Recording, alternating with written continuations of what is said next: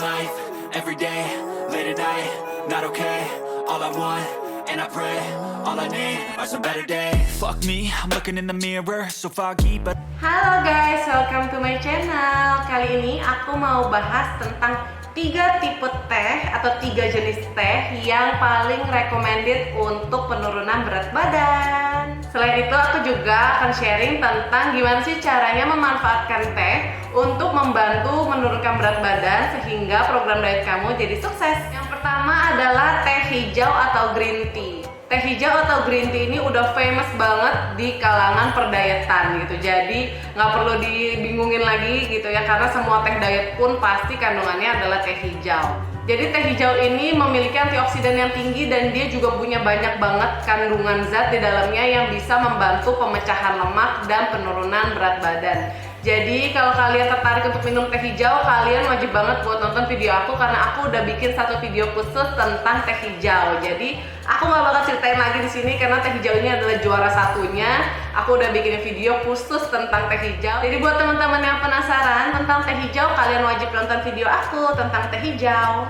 Yang kedua adalah teh hitam atau black tea. Sebenarnya black tea ini terkenal di Indonesia gitu ya, karena ini teh yang paling umum kita minum, yang paling dekat, dan bahkan yang harganya murah pun tuh kebanyakan isinya adalah black tea. Jadi teh ini yang warnanya tuh paling pekat, paling gelap, dan rasanya tuh paling strong gitu ya. Jadi teh hitam ini kenapa bisa jadi hitam gitu ya? Karena dia itu mengalami proses fermentasi yang cukup panjang sehingga terdapat bakteri sehat di dalam kandungan daun tehnya. Jadi proses fermentasi ini yang membuat teh ini menjadi warnanya lebih pekat dan rasanya pun lebih kuat. Jadi seperti yang tadi aku udah bilang gitu ya, jadi teh hitam ini memiliki keunggulan yaitu dia punya bakteri baik yang disebut dengan Pseudobutyrifibrio. Jadi ya ini aku nyontek ke teman-teman karena namanya susah banget, tapi intinya ini adalah bakteri baik yang terkandung di dalam teh hitam yang sebenarnya nggak ada di jenis-jenis teh yang lain. Jadi karena teh hitam ini mengalami fermentasi dan memiliki bakteri baik di dalamnya, jadi teh hitam ini bermanfaat untuk membersihkan usus kita gitu. Jadi secara pencernaan juga akan lebih baik, dan selain untuk pencernaan dia juga tetap memiliki kandungan-kandungan yang sama dengan teh hijau. Dan teh hitam ini juga salah satu jenis teh yang memiliki kandungan kafein lebih tinggi. Jadi sebenarnya teh hitam ini kandungan kafeinnya lebih tinggi dari green tea gitu. Kalau green tea kan cenderung rendah tuh cuma 24 sampai 40 mg. Nah, kalau si black tea ini sebenarnya lumayan lebih tinggi, tapi memang nggak sampai setinggi kopi ya, tapi mungkin kalau buat teman-teman yang minum teh hijau ngerasa butuh kafeinnya dan kamu ngerasa kok minum teh ini nggak bisa gitu ya, teh hijau kok nggak berasa kafeinnya, tapi kalau kopi kok kekuatan, kalian boleh banget untuk coba teh hitam atau black tea.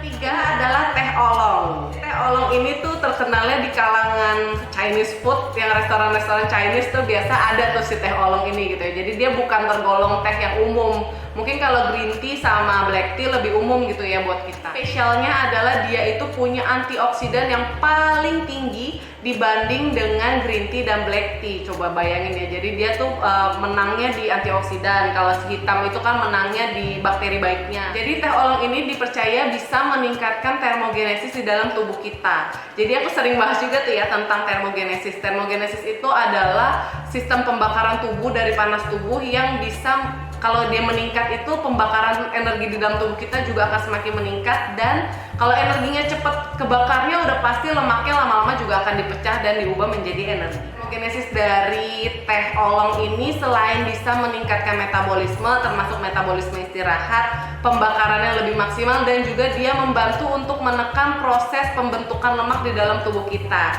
Jadi selain dibakar, dia juga menolak untuk terjadinya penumpukan lemak gitu. Lumayan banget ya, membantu banget untuk kita yang lagi diet.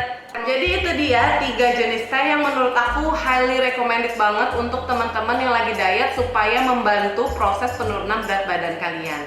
Jadi silahkan dicoba, silahkan disesuaikan dengan kebutuhan kalian masing-masing gitu ya, karena kan setiap jenis teh ini aku udah jabarin punya kemampuan dan kehebatan masing-masing. Cocokin aja sama kondisi tubuh kalian.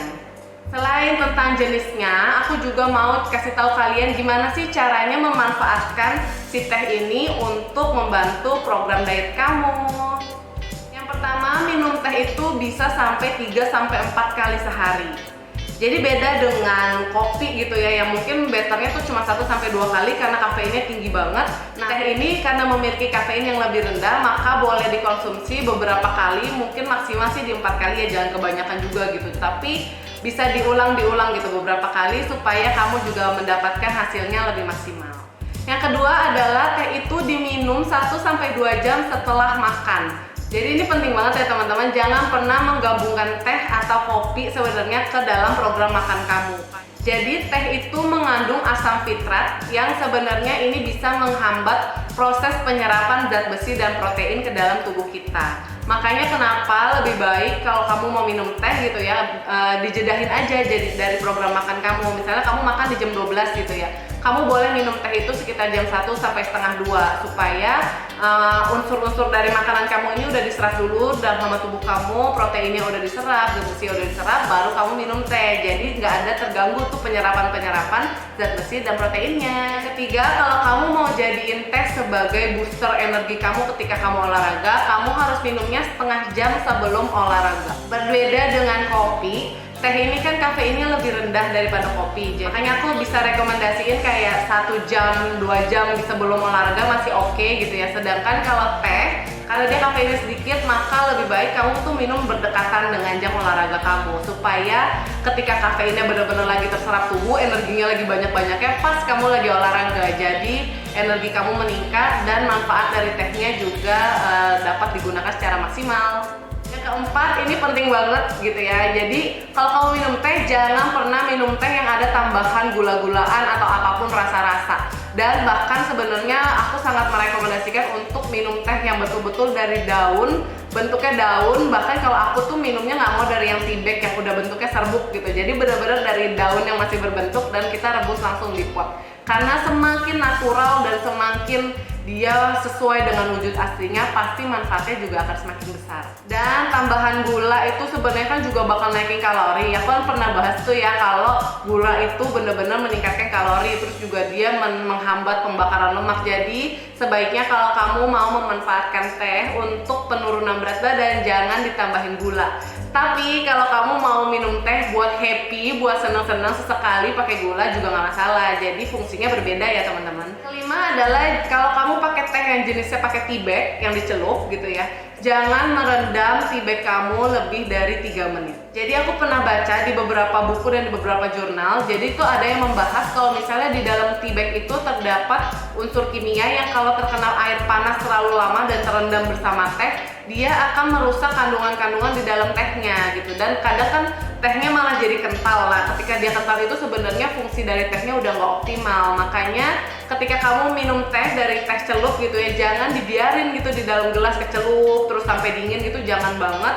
Ketika dia saringnya memang udah keluar, kamu harus cepet keluarin dan langsung dibuang supaya manfaat dari tehnya juga bisa dimanfaatkan oleh tubuh secara maksimal. Itu dia 5 tips cara mengkonsumsi teh dengan baik untuk penurunan berat badan. Semoga bermanfaat buat teman-teman yang lagi diet. Kalau kalian suka dengan isi konten aku, jangan lupa untuk selalu dukung aku dengan subscribe, like, comment, and share, oke? Thank you and bye-bye!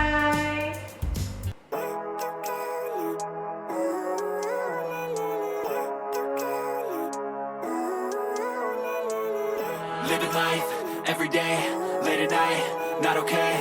All I want, and I pray, all I need are some better days. Fuck me, I'm looking in the mirror, so foggy, but I've never seen clearer.